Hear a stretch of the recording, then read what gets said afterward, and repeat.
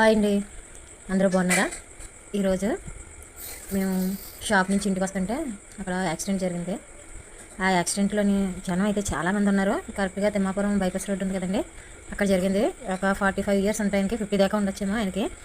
అయితే ఏంటంటే మా కాకినాడలో అందరూ ఎంత మంచోళ్ళు అంటే అంత మంచోళ్ళండి.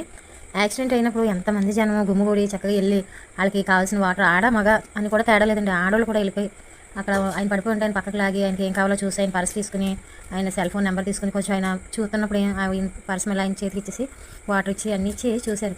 అయితే ఎక్కడ మామూలుగా మన కాకినాడ దాటి హైదరాబాద్ సైడ్ అయితే అసలు యాక్సిడెంట్ అయినా ఎవరు పట్టించుకోరట. ఎవరి దారిన వాళ్ళు, ఎవరు ఆఫీస్ టైం అయిపోతుందని వాళ్ళు వెళ్ళిపోతారు. కానీ మా కాకినాడలో అలా కాదండి. మా కాకినాడలో ఏంటంటే ఎక్కడ ఏం జరిగినా ఒక నలుగురు ఉన్నారంటే అక్కడ ఏం కష్టం వచ్చిందో ఏంటని చెప్పి జనాలు ఆగిపోతారు. హెల్పింగ్ నేచర్ ఎక్కువ అండి మా కాకినాడలో. ఎవరికైనా సరే చక్కగా ఆగి వాళ్ళకి సహాయం చేసి అంబులెన్స్ ఫోన్ చేసి ధైర్యంగా ముందుకెళ్తారనమాట. అంత మంచి వాళ్ళు మా కాకినాడ వాళ్ళు.